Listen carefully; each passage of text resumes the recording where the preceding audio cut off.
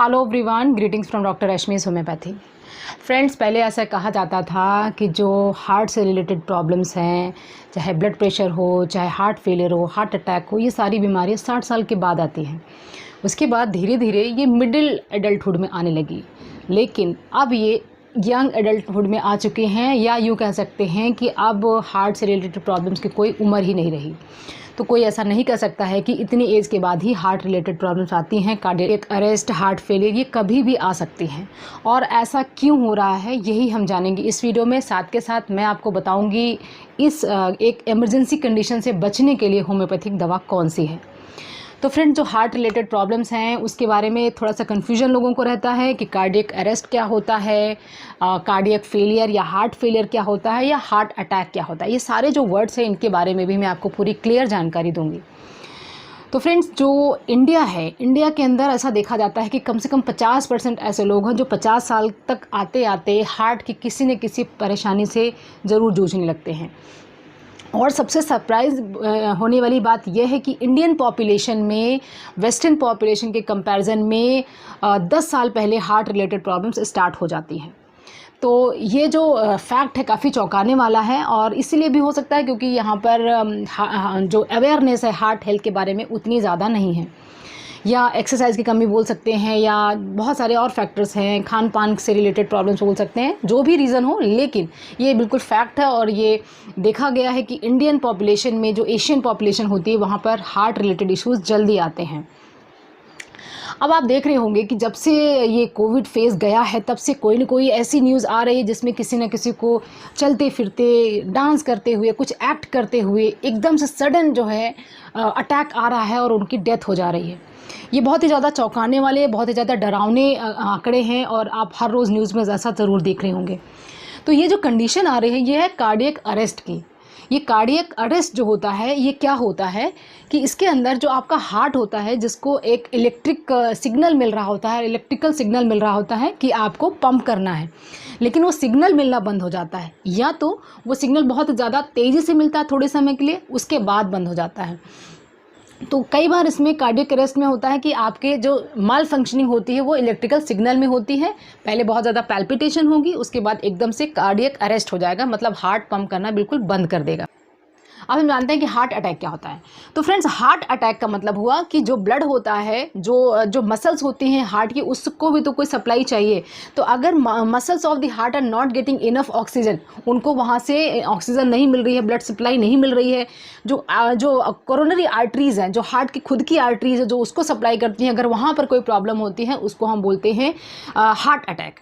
और cardiac arrest बोलते हैं जब हार्ट वो है ब्लड को पंप नहीं कर रहा है, ब्लड को सही से पहुंचा नहीं रहा है, और बिल्कुल वहाँ पर उसका फंक्शन बंद हो गया है क्योंकि हार्ट को सिग्नल्स नहीं मिल रहे हैं।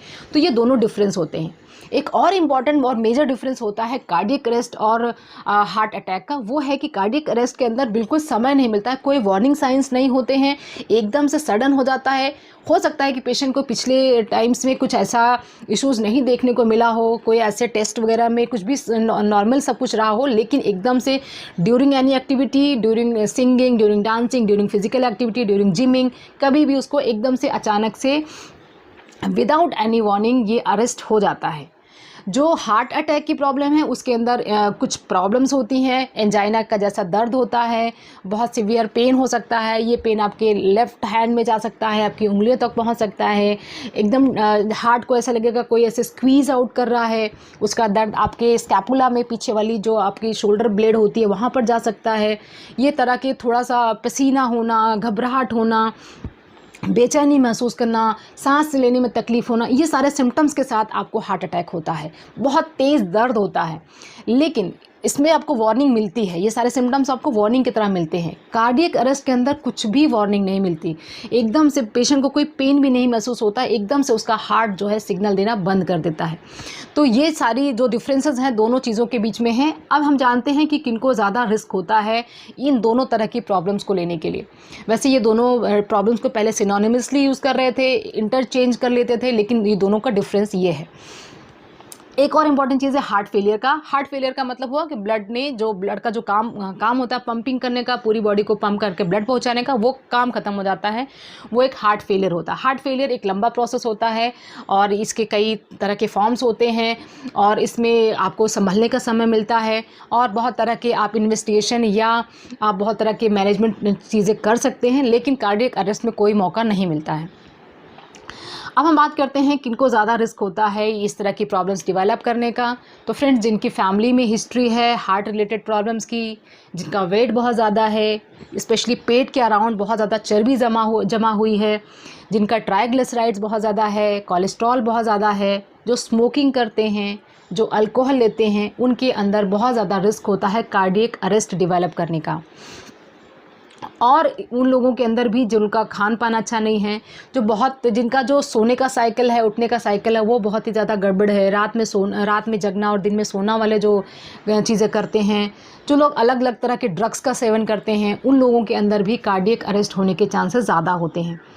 जो लोग अपने खाने में बहुत ज़्यादा जंक फूड या अनहेल्दी फूड्स डाइट में शामिल करते हैं, उनको भी ज़्यादा चांसेस होते हैं इस तरह के जो कॉम्प्लिकेशंस डेवलप करने के। या सबसे इम्पॉर्टेंट चीज़ है कि अगर आप स्ट्रेस में रहते हैं, चाहे वो फिजिकल स्ट्रेस हो चाहे मेंटल स्ट्रेस हो, तब कार्डियक अरेस्ट या हार्ट अटैक होने के चांसेस ज़्यादा होते हैं। आपने मूवीज़ में भी देखा होगा, किसी को एकदम से कोई चिंता होती है, एकदम से कोई सडन बैड न्यूज़ सुनता है तो एकदम से उसको हार्ट पकड़ लेता है और उसको दर्द होने लगता है। तो एग्जैक्टली ऐसा ही होता है कि एकदम सडन कोई अगर इमरजेंसी ऐसी कंडीशन हो जाती है, कोई न्यूज़ सुनने को मिलता है, तभी भी इस तरह की चीज़ें स्टार्ट हो सकती हैं। अब हम जानते हैं कि क्या इंपॉर्टेंट इन्वेस्टिगेशंस हैं जो आप करा सकते हैं अगर आपको ये इश्यूज़ आते हैं या आप इनसे बचना चाहते हैं। तो सबसे इम्पॉर्टेंट है कि आप 3 अपने टेस्ट करा लें, अपना रेगुलर ब्लड प्रेशर चेक कराते रहें। दूसरी इंपॉर्टेंट चीज़ है कि अपना लिपिड प्रोफाइल चेक कराते रहे, अपने कोलेस्ट्रॉल के लेवल्स को चेक करते रहे, स्पेशली ट्राइग्लिसराइड्स आपके 150 से ज़्यादा नहीं होने चाहिए।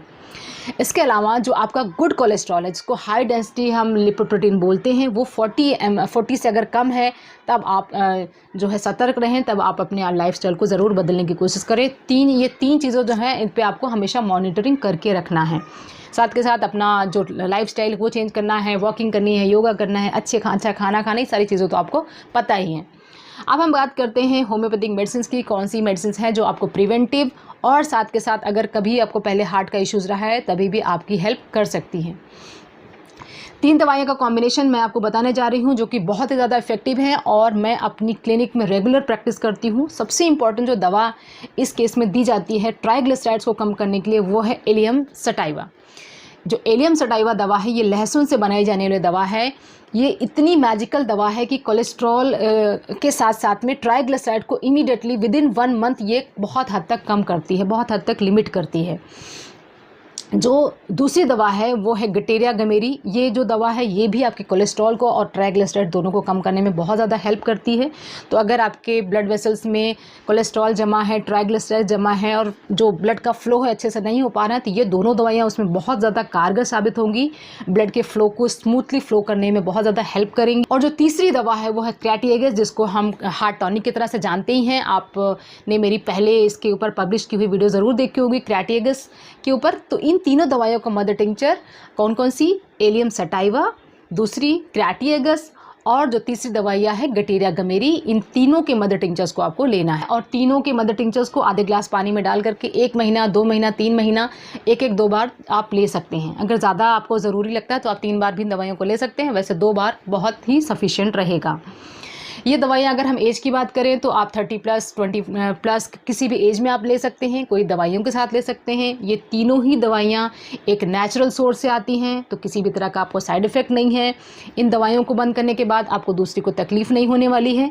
अगर आप पहले से ही एस्पिरिन, स्टेटिन या कोई भी टाइप की एलोपैथिक दवाइयाँ ले रहे हैं हार्ट हेल्थ के लिए, तभी भी उनके साथ भी इस दवाइयों को यूज़ किया जा सकता है।